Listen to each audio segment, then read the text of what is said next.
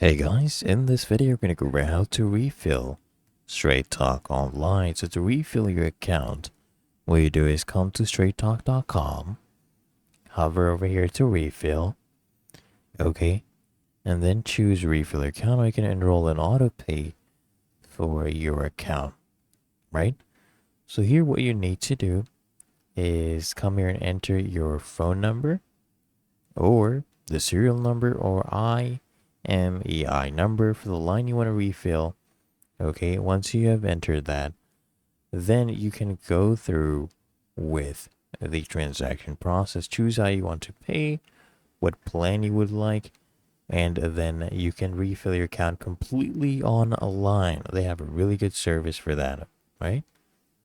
But otherwise, it's really that easy and simple. So I hope this guide provided value to you, and if it did, consider smashing that like button, as well as subscribing to frequently asked questions, and I'll see you in the next one.